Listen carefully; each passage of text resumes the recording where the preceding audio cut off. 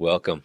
Welcome to the lab. Thank you. It's good to be here. It's good to have you, man. Yeah, likewise. Well, look, now, I know a lot about your history, but I'd love to know, like, how did you even get your start? And maybe even before that, like, what were you doing before getting into real estate? Yeah. I know we've talked about this too, but it's funny when I think back of why I got into real estate, I can't pinpoint one thing. It was really a series of things that led to me being here. One was my wife. She was kind of a really big inspiration.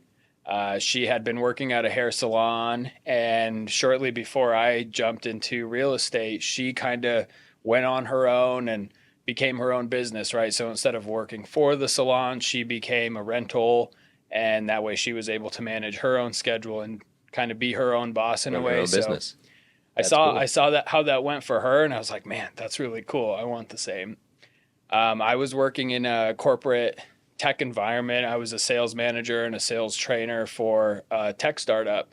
My previous career was always in tech sales. I started as an entry level sales rep, did that for about a dozen years, grew into sales management, leadership, and it just kind of became draining, to be completely honest with you. I was always kind of a high performer. I wasn't always the best sales rep, right? But I was always top percent or top couple percent. And to go from that, being really successful as an individual contributor, to then being a sales manager where you maybe have 8, 10, 12 reps under you who maybe aren't as skilled or who aren't as motivated, to try to instill that in them every single day when you have it, right? Because sadly, you either have it or you don't. And for some new hires or college grads straight out of school with no sales experience, it became really draining It's a trying different to, skill set. yeah, it is. And that's a different job than being a sales rep itself, right? Mm-hmm. Which I really love that. I love the mentorship and the coaching and the leadership aspect of it. But after a couple of years of doing that, I'm just like, man, I'm working my butt off way more than being an individual contributor. I'm making less money, and it's just becoming more draining trying to instill that in others when I'm coming to work excited and hungry and motivated every day. So that kind of started to push me in the direction of, hey, what's next? What else is out there? Yeah. I never really had thought about it before. I know I don't want to be a sales manager for the rest of my life. I really enjoyed that aspect of the job, but I knew I had to start thinking about my next plan. Mm. So that kind of led me to thinking, what can I do on my own? What skills do I have? How can I apply that to being my own business and doing something for myself? The company that I worked for, we were basically helping homeowners manage projects, remodels, additions, new builds. They would come to us, we would find the contractors, we'd review their bids, we'd manage the whole project and help them have a brand new kitchen or a beautiful new home. So that kind of got me some exposure into not so much real estate, more of the construction and remodeling side of things, but I was able to see, hey, they got this home, they put 30K into it, now it's worth X amount more. Mm. So I kind of got some exposure there, and I started to see how you can make that work for you. We actually purchased our first home while I was working there, so I was able to see, hey, the whole experience, but also what building equity looked like, because we bought at a great time and home prices skyrocketed, thankfully, Yeah. right? Is that the house that you're in now, the one that I came to visit? Yep. Okay. Yep. We did a lot of work there. We've remodeled our bathrooms. We built a pool, did the whole backyard. So just kind of putting all my skills to use, I was able to go through that experience and think, how can I apply what I'm good at and what I'm excited about to my own business? So I was like, you know what? Real estate sounds like a great trade, a great career. I knew it wouldn't be easy, but one day, it was actually Black Friday. I had been following the real estate school, and they were like, oh, Black Friday sale, Wow. 60% off the 90-hour course. So it went from like $800 to like $300. I was like, you know what? I'm just going to do it. Now's the Nice. time. Just got to do it. So I ended up signing up for the real estate school, knocked out my 90 hours. It took a little bit longer because I was working full time. So wasn't really able to sit down and dedicate myself to doing it. consistently, but over about 8 months, I finished my 90 hours. I did have to buy an extension for the course. Did they So give they you a got me discount? another $150 there. Still cheaper than the full price. Yeah, yeah, still cheaper than the 800 something it would have cost. And I knocked that out, and my goal was to kind of slow roll it. I was like, hey, I have a good career, good salary. I was comfortable. I have my mortgage, my bills I have to pay. I couldn't just up and leave my job to focus on real estate. And right now, is your wife on her own? Yeah. Okay. Yep. Yeah. And she does really well, Mm-hmm. and she's always kind of been a big inspiration through this process. But yeah, my goal was I'm going to get my license. I'm going to dip my toes in. I'm going to stay in my salary corporate job, Mm-hmm. try to figure this out. I wasn't quite ready to jump in and commit to it. And pretty quickly, I got my license. I was getting invited to masterminds and trainings, and I just realized I couldn't do what I needed to in my real estate career while working 50 hours a week in my corporate job. And within almost about 2 months, I was like, you know what? I need to either commit to it or not do it at all. Wow. And this was not a great time for the real estate industry, right? Astronomical high home prices, interest rates higher than they've been in a long time.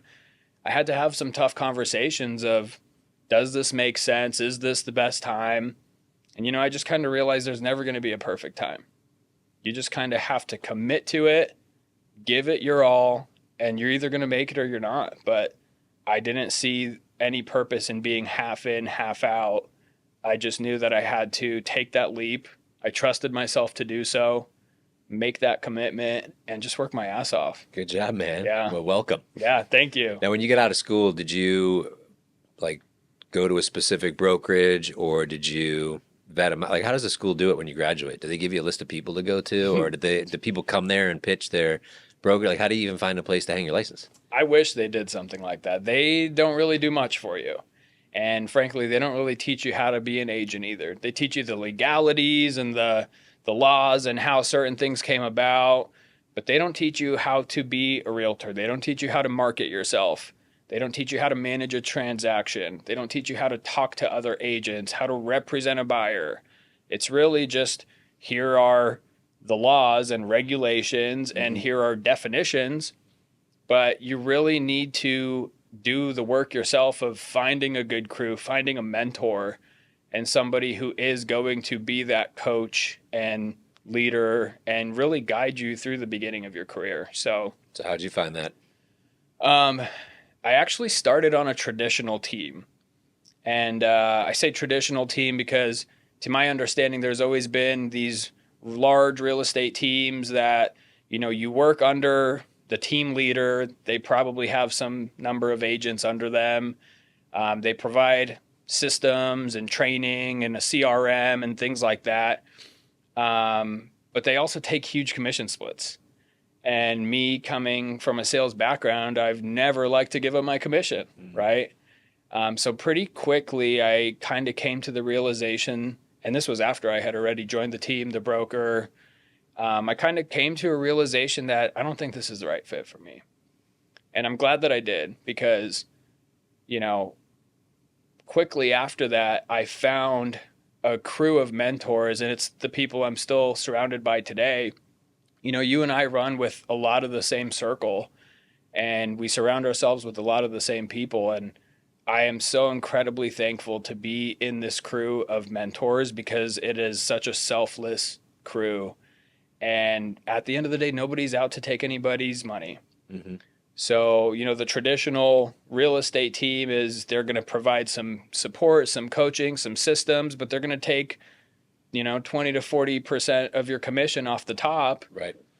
Whereas the crew I'm surrounded by now, we're going to pour into you. We're going to give you our playbooks and our systems and our scripts, and we just want you to be successful. Yeah. And there's nobody cutting into your pocket. So It's a good feeling. Yeah, it is. It's a little bit more of a grind, right? Because there was nobody giving me leads or... It's your own business. Yeah, exactly. Yeah. And, for newer agents getting into the industry, this is a conversation I have a lot, because I have a lot of friends and people I've worked with coming from the tech industry. A lot of salespeople are kind of seeing my success and saying, hey, I want a piece of that for myself, right? It's really cool and inspiring to see what you've done. How can I build a similar business? And a conversation that I often have is you can kind of take your real estate career two routes. You can go the traditional team. They're going to hold your hand a little bit more. They're going to maybe feed you some leads. You might close a few more deals in your first year, but you might make less as a result because you're giving commission splits versus building a more organic business and not being an agent in someone else's business, but being your own business. Would you ever suggest that the traditional route was better for someone coming out of school just to start up? Or would you say, hey, not for you, but for them, or hey, let's go the full 100% entrepreneur route? Yeah. Yeah, I think for certain people, one or another makes more sense because at the end of the day, not everybody is cut out to be an entrepreneur. Yeah, and I also think that it's the same coming out of, you're a loan officer, you're 100% commission, and you go somewhere and you're like, unless you have a good 3 to 6 months, preferably reserves to get going, same as an agent, like you're not going to get a deal your first month. You don't get a paycheck in 2 weeks. No. Whether you're on a traditional team or 100% yourself entrepreneur. So it's understanding your own finances too, having a supportive spouse that is bringing in revenue, that helps. Having a nest egg from your previous career, that helps. Yep. But I think there's probably a lot of lessons you learned on the traditional team that you brought over to then add some accelerant in the new group that you're in. Yeah, absolutely. I was actually listening to the Kevin and Fred podcast earlier. They recently had an episode, I think his name's Mark Housel. Mm-hmm. And I really resonated with something he said. And he was kind of talking about the origination of businesses and their success and sometimes eventual downfall, right? Because it's not easy. You have to keep your foot on the gas. But what he said was most businesses are successful in the beginning because you're new, you have something to prove, your back's against the wall, and you work your butt off as a result because you have to. And when a lot of businesses hit that success point or reach that peak, they kind of take their foot off the gas and they get comfortable. And now maybe you're not doing all the same things you were and implementing those behaviors and habits to have the same success. And now your business starts to go downhill. Mm. So I heard that and I was like, man, I really resonate with that because, early on, I quit my salary job and I had no income. And I'm glad I made that decision because it forced me to work my butt off and build the business that I now have. And I'm thankful I haven't taken my foot off the gas. My business has only continued to get better.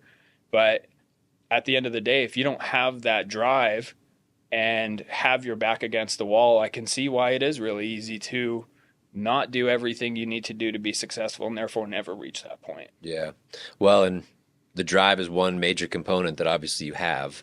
What is we call it the playbook, but what's the playbook that you have or the systems that you have in place that you continue to do on a daily basis right now? Mm-hmm.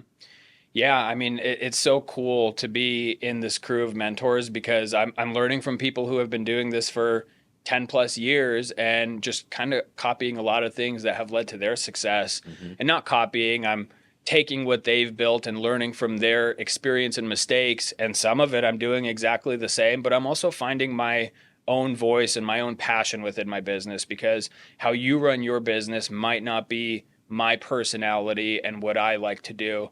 And even if I did everything the same, it might work, but I'm going to get burnt out if it's not who I am, mm-hmm. right? So something I'm really passionate about is, we don't just talk about selling real estate. Yes, we talk about the transactions and how to keep our clients happy and do everything for them, but we also talk about how to build a business and what systems do you need and how to put people in place and hiring and leverage. So, I've really built a business that I'm proud of because, like, for example, I just went to Thailand for 3 weeks. My business didn't slow down. I still had buyers looking at homes here locally with one of my buyer's agents.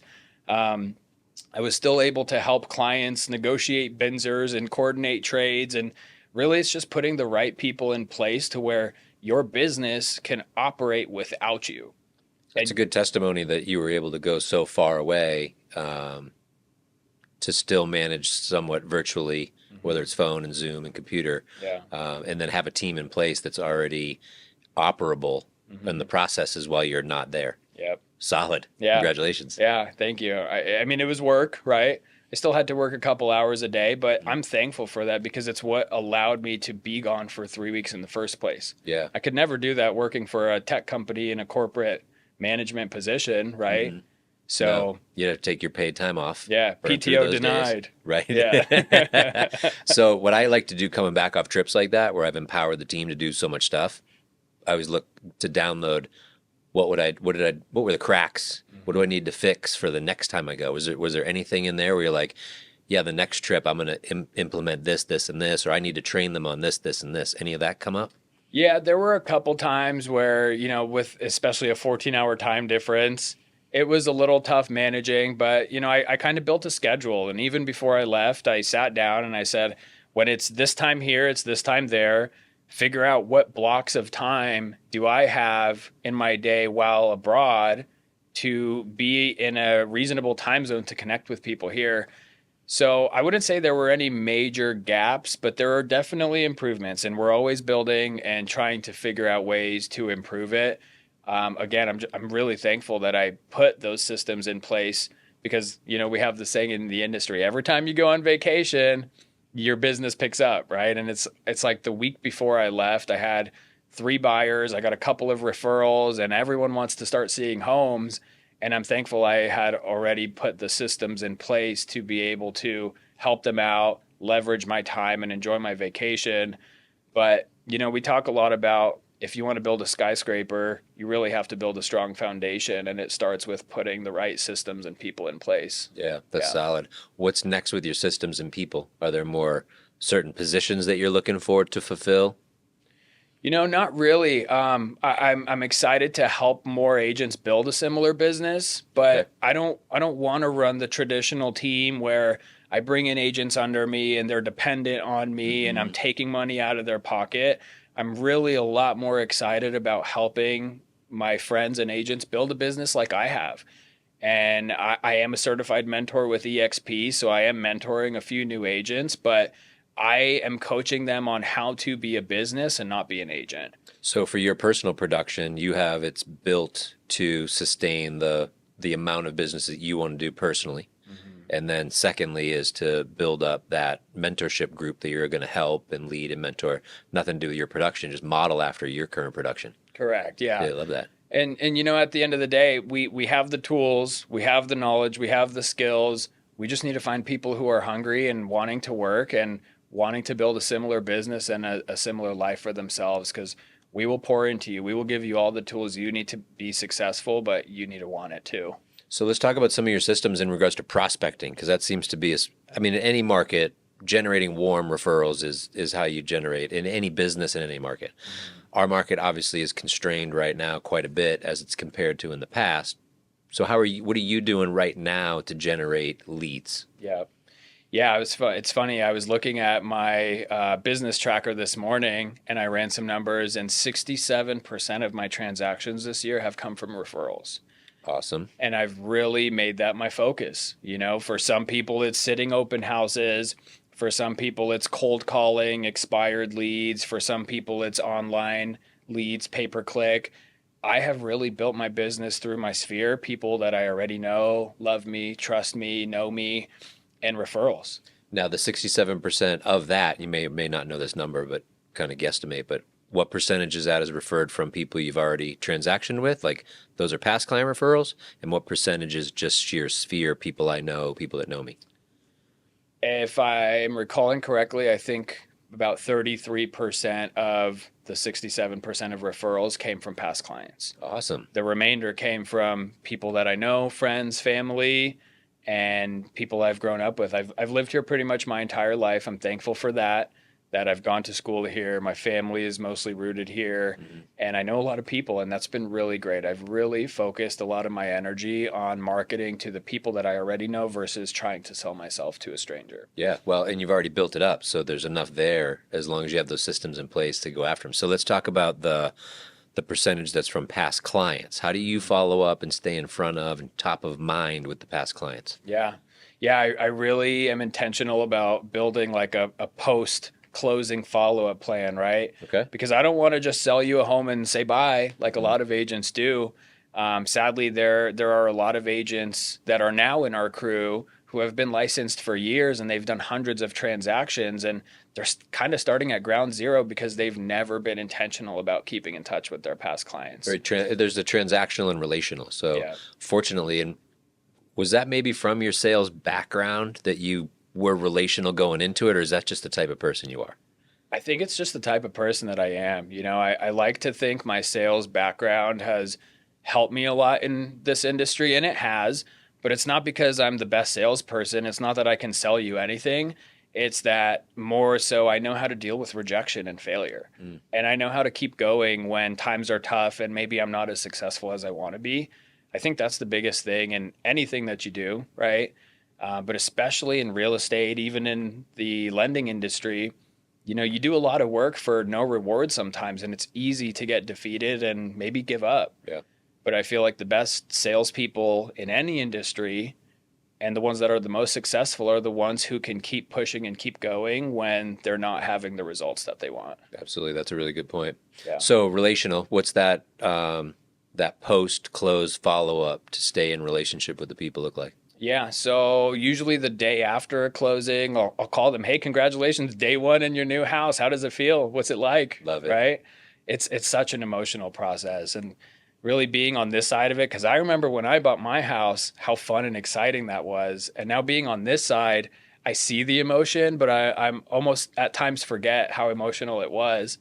Especially up until the close. Like there's a lot of stress and fear that you're managing as a realtor.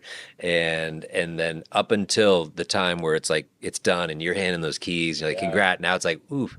And I love the day after close because now the dust has settled, the emotions of the stress and the fear can kind of go. You're like, wow, this is really ours to make that call. That's good. I love that. Yeah. Like I followed up with one of my clients today. They closed yesterday.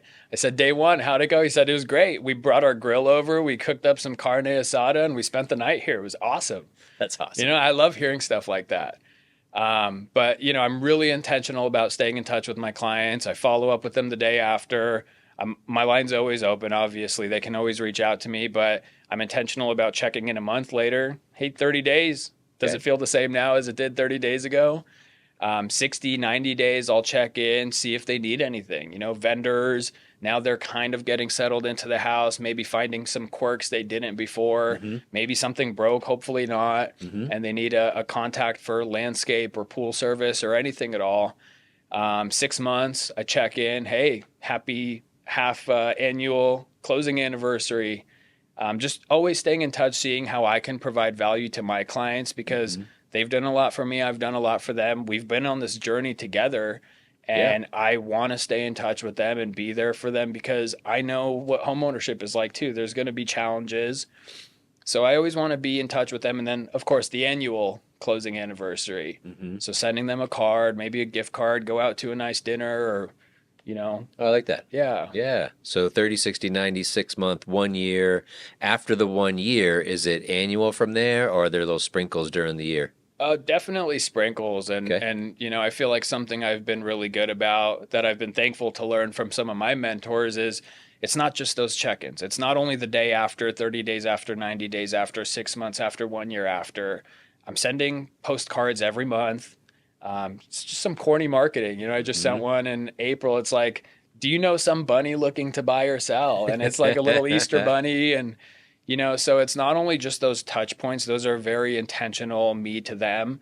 But I'm also sending mailers every single month. Now you're on my mail list. Congratulations. You're going to see my face with a coupon maybe every month to some local business in your area. Oh, I like that. I post a lot on social media. I make silly videos. Just staying in touch with my clients and staying in front of them in every way that I can because... Do you invite them to your social? Like when you're first starting with them, maybe they were friends already, but maybe they weren't. And so do you invite them in there? Because I can post all day, but if they're not in my network of some sort, like following me or friends or whatever, whichever platform you're on. So you invite them in during the initial process? For sure. Yeah. If I get connected to somebody that I'm not friends with already, before we're closing, I've already gone and added them on any social media because I want to build that relationship, And I've learned that not all agents are like that, and that's okay. You know, I don't run my business the same as the next agent, and I don't expect the next agent to run their business like I do. I feel like it comes to me naturally. I'm very relationship based, and I've learned that not everybody is that way, and that's cool. Run your business how you want to, but this is how I operate. Yeah. And I feel like my clients appreciate it. It's probably a good amount of what leads to my referrals is It shows, Yeah. right? We're just leveraging multiple ways to almost remarket yourself to that database that got you 33% of the 67%, right? And Yeah. we can work the numbers, but that's a good amount of money. Yeah. So we have the mailing, you have the calls. Do you do any visits, client events, anything like that? Yeah. Yeah. I actually was doing client events a lot of last year. I'm picking it back up this year. What's some examples? Yeah, I did a golf charity tournament. So we Oh, I was in your raffle. Yeah. We booked out Arrowhead Country Club, the Legends Arrowhead course. One of my buddies is a sales manager there, so we had a good hookup on blocking out almost a whole day of tee times, and it was really fun. I made it. I kind of tied a couple things together because I love fishing, I love golfing. When it comes to fishing, every year I volunteer. It's called Cast for Kids. So basically, a bunch of boat owners volunteer. We take children with special needs fishing. Wow. And they need sponsors because they're dependent. You know, the whole Cast for Kids Foundation is just donation based. So I found a way to tie my hobbies into my business, into my network, into having fun. So I put on a golf event. All the proceeds went to the Cast for Kids Foundation, which I also volunteer for. And it was just a fun way to get people out for a good cause, have a nice round of golf, enjoy each other. And we got a PGA sponsorship for that. So we got a ton of raffle prizes and gift cards. And yeah, so I learned a lot from doing that. It's only going to get bigger and better. And, you know, on top of doing that for my sphere, I do community events in my neighborhood. I've recently become the head of the social committee in my HOA. Yeah, awesome. I don't know who trusted me to do that, but it's fun, you know, just getting the neighborhood together. It's a kind of newer development. We haven't had any HOA or real uniform committee prior to this. And a lot of people are just like, hey, this is awesome. We love to get out and meet our neighbors. We've lived here for 3 years and we don't really know anybody. Did you do an ice cream truck? Yeah. We brought in an ice cream truck and paid for the whole neighborhood to just come out and get free ice cream and hang out. We did a pumpkin carving event around Halloween. And then Christmas time, we did a gingerbread making event, gingerbread cookies. What are you going to do this year? Anything new or something coming up soon? So we are planning our next meeting for the social committee to plan our next HOA event, but we haven't planned it yet. Awesome. Definitely bringing back the golf event. I'm excited for that. But yeah, just trying to think of ways to constantly get people together. And there are a lot of kids and families in your neighborhood? Oh, yeah. So something that we've done before in the past is a water safety event, because in Arizona, one is too many is the slogan for water safety. And so we had like the Hubbard Water School came out, so you could find something in your neighborhood like Aqua Tots or something. We had that infant swim rescue place come out, had the fire department come out, we had someone come out for CPR, and then we had like a Kona ice truck, coloring for the kids. And so it was just an awareness event, but it also taught, you know, so when you have the babysitters, great refresher for the parents for CPR. But that's a good one when I think of spring events for agents, like the water safety event is a good one because it's good for the community. I like that. I'm going to bring that to the social committee. There you go. All right. Okay, so the last one I would bring on, there's like emails. Do you do emails to the database or videos, or what does that look like? HomeBot? Not so much videos, but I send out some sort of monthly email to my entire sphere. The last one I just did, I uploaded a Starbucks gift card and said, hey, I appreciate you. You know, I really am grateful for my network for keeping me in business and helping me build this business that I'm really proud of and has allowed me to live the life that I do outside of my corporate tech world, right?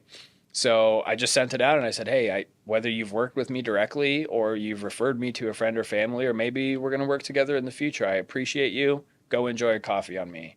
And you just load up the card And then when A it certain runs out, it dollar runs out? amount. Okay, Yeah, okay. it's not unlimited. Yeah. So, don't go using it 3-4 times. But I've seen that where someone's loaded up like $100 and Yep. they sent it out to the people and said, "Hey, I've loaded $100 on here, and whenever it's gone, it's gone." Yeah, Like one of those. exactly. But I like that. It's specific. It's cool too because like now I get a notification on the Starbucks app. It's like, oh, this, do you want to add a tip? And I can see like which Starbucks it was used Oh, at. I don't know nice. who. But it's cool. Like I can see, oh, someone just got a coffee on me. Oh, that's Like pretty cool. fun. That's a Yeah. good feeling. Yeah, Yeah. it is. Okay, so is there anything different? Because is there anything we missed with the database? Because you got the mail, call, visit, email, events. You got everything in there. Anything else we missed? I mean, social media, I've been trying to be really loud on there and Okay. just making silly videos and making listing videos like the cowboy one. That was fun. That was good. Yeah. Yeah. Yeah. The attention grabber. It's something different. I like Yeah. that it's just different. And Yeah. just trying to be myself. I think early on in the real estate career, I was like, oh, you got to be buttoned up, professional, come off a certain way, which you do. You want to be professional, but people enjoy authenticity. And Yeah, be you. I'm kind of a kooky, corny guy, and I've realized I can be myself and still be professional, and I'm getting a way better response than I ever have. Yeah. Well, Yeah. it feels good. It's less draining. Yeah. Because it's draining to be, I don't say fake, but be something different than what you really are, which I guess that's fake, right? Yeah. Yeah. Now, is there anything different that you do with that larger percentage, right? That was your sphere versus the 33% that was past client. Anything different that you do with those? Not really. I treat all my sphere and my referrals the same. I think what keeps my business going is the level of service we provide. And it's cool to see, like, every time I have a deal close with a buyer or seller, I follow up with them. Hey, I would love to hear your feedback. Be honest. Don't just go write me a 5-star review because I'm asking for a review. Mm-hmm. I want to hear honest feedback because I want to grow and I want to be better. And maybe there was something I didn't do for you that I should have, and I dropped the ball. So please be honest. And the feedback I keep getting is that they had an amazing experience. I was there for them all hours of the day. And even while on vacation, I was really attentive to my clients. I suited their needs. And at the end of the day, I provided a white glove service. And I think that's what keeps the referrals and the business flowing, is that I'm not just a transactional agent who's helped them and said goodbye. I'm intentional about staying in touch. They're having a good experience. They're meeting their needs in the transaction, but they're also getting really awesome outcomes with, what we're negotiating, whether it's the purchase price or their closing costs getting covered or whatever it is. But I think that's been my biggest focus with my business, is I want to make sure my clients have an awesome experience, not just go buy a house. I love it. And it's not just an experience, it's a white glove experience. Yeah. That's a pretty good, I was going over mission statements and values and standards this morning with one of my calls. And it's like, look, if you could describe your business like that, then you're running a pretty good business. Yeah. Right? Yeah. You think of like the Nordstroms, right? It's like not super pricey, but man, you get great service there. And the return policy is nuts. Not better than Costco. No, oh man. Or the other day I was in Tommy John. Tommy John, I'm buying boxers and t-shirts, and the guy's like, hey, just so you know, you can wear them, wash them, wear them again, bring them back within 30 days, full refund. Wow. Like, well, Are those comfortable? I've looked super at those. comfortable. Oh my God. I bought it. So I got one pair just to try. And I got, like, I'll tell you what, they were like the mesh, second skin it's called. And I'm like, these are really comfortable. I went online last night. I'm like, 5 more. Know where I'm headed after this. And the t-shirts too. So I got these nice black I like the plain, like this, like plain black t-shirt. But then I wanted to get white undershirts for the dress shirts, and they didn't have them in stock. So then I'm like, well, now that those fit so good, I'm at least ordering one of the t-shirts. So I ordered one of the t-shirts too. But that's the thing, like, I'm buying something because I know it's the quality's there, but also that if it's not, I can return it. Yeah. Right? Like, that's something that company came up with. Like, hey, we trusted our stuff so good that we'll take it back even if you wear it and wash it. Yeah. Like, that's a pretty solid statement of value that they think that they have, right? Yeah. Which I agree that they did. Yeah. Yeah. And it's going back to how emotional this is. It's like tying that into real estate. It's important to provide that because, to get somebody's trust in you and to send you a referral to their friend or family member, they want to know they're taken care of. Yes. And it's hard to refer anybody when they're unreliable, in any industry. I know there are contractors that I'm friends with that I love to death, but I would never refer them to a client because I know they're not going to pick up the phone, or they're going to be unprofessional, and it's almost a reflection on me. So I keep that top of mind, and I really make it a point that everyone has an amazing experience, because I want to keep that relationship, and I want to keep the referrals and all of that going. So Yeah. yeah. Let's talk about personal side. So, what do you do for physical and mental? I know you're already surround yourself with a great group of people. I know that's a big thing. Yeah. But what are you doing? What do you do? Do you work out? What kind of fitness stuff do you do? I know you golf and fish, but Yeah. Yeah, every day. My routine is pretty consistent, right? You have to do the boring stuff consistently to see progress and results. But every single day, I start my day with waking up, drinking my pre-workout, and running out the door and going to the gym. And, some days are easier than others. Some days I'm a little more productive than others. Like today, I woke up with a kink in my back, and, all I did was go to the gym and walk. hit the roller. Yeah, hit the treadmill for 40 minutes and sit in the massage chair, which is a little easier of a day than others. But you need to have rest days like that.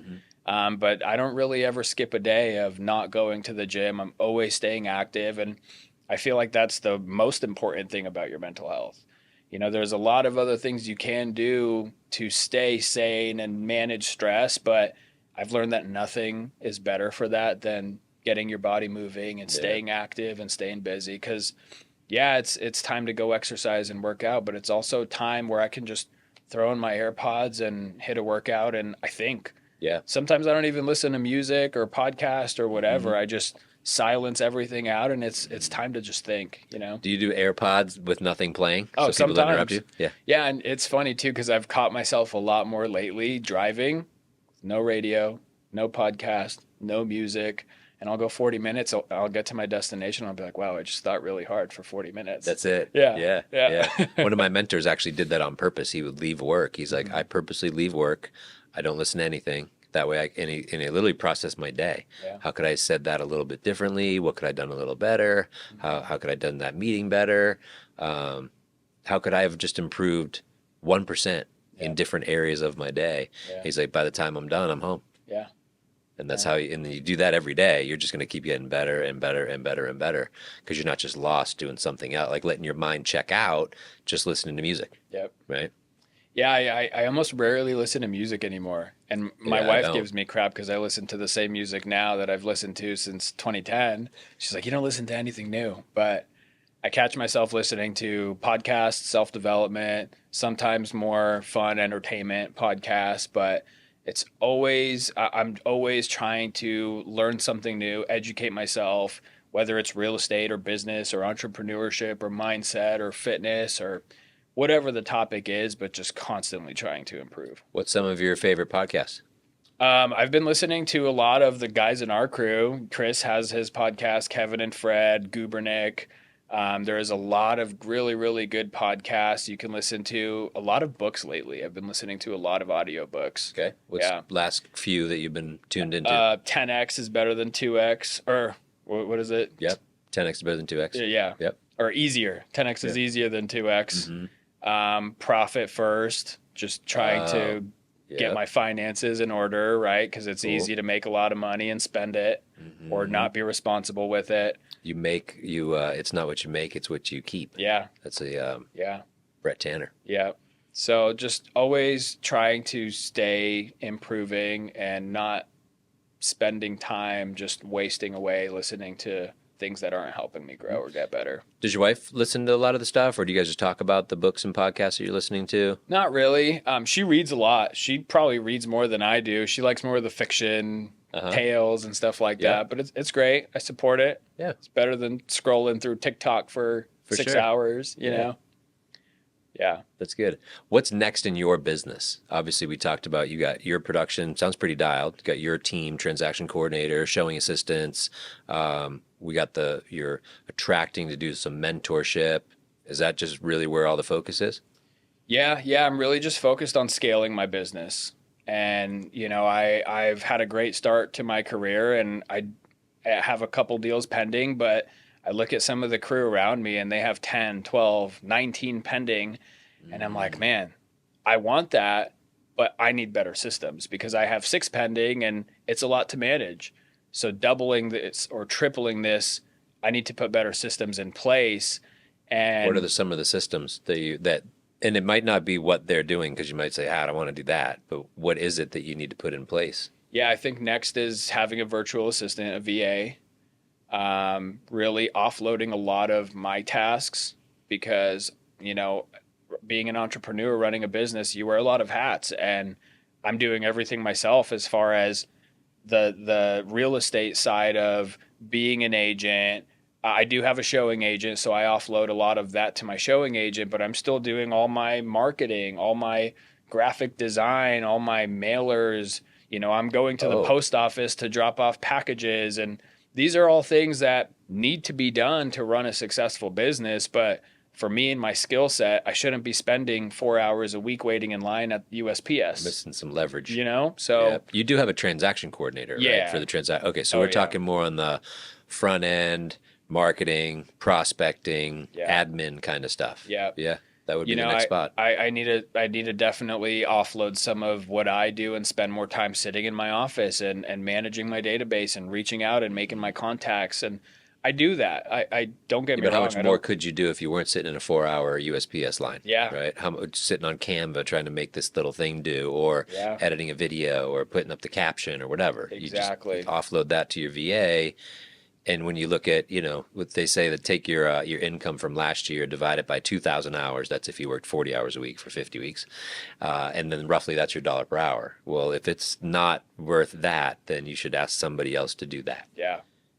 Yeah. It's simple math, but when you go, you're like, wow, that makes sense. Now you're already leveraging other people and other things, so it's not a challenge for you to offload those things, is it? Yeah.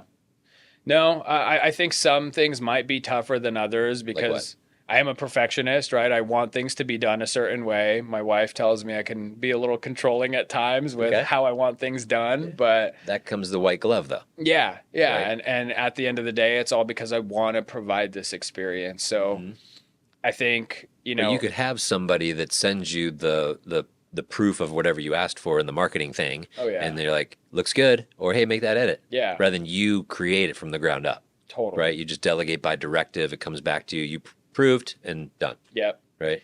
Yeah, and that's where I need to be better about figuring out. And I have a whole list in my phone of, things I don't like doing or things I shouldn't be doing. Yeah, and now we just need to hire to that. Exactly, and find people and put people in place and leverage out. So what's keeping you from doing that? I just haven't done it yet. Okay. And maybe that's next. Maybe I need to leave here and go sit in my office and really think about, why haven't I taken this step and how can I get started? So I'd reach out to your mentors that you just mentioned, right? Kevin, Fred, Chris, and hey guys, here's where I'm at. Do you have a recommendation for me? And I know that there was a speaker and I forget his name. Were you at Kevin and Fred's event? Yeah. So there was a gentleman that spoke that had that whole VA company. Oh yeah. It's got 800 employees that are all VAs, right? Yeah. He's got a whole thing. And they had different stuff like social media and this and this and this. So Dave Z. Yeah. What do they say? They say if you want to know the best way to get to where you want to go, ask the person coming back. Yeah. Right. What didn't you do? Hey, where's the speed bump? Where's the thing? Don't go left, right? Whatever. Hey, watch out for the little crazy monkey in Thailand, right? So I asked them, right? Yeah. And that's what I've done, and I just learned to do later on. In the beginning, it wasn't, let me find a mentor. I fell into the mentorship, and I was like, wow, this is pretty cool, but I didn't think I need to just find more of them. Yeah. So if you want to get fitter, find the fit person that knows how to teach you to get fit. So there's fit people that can't tell you how to get fit, right? But then there's fit people that can. Yep. So I want to find those people, and then they would help you solve for that problem, because that's literally the only limiting thing, right? Yeah. But that's what I'm thankful for is I can go to someone in my crew who's doing it better, who's been doing it longer, and say, hey, what's next? How can I take this step?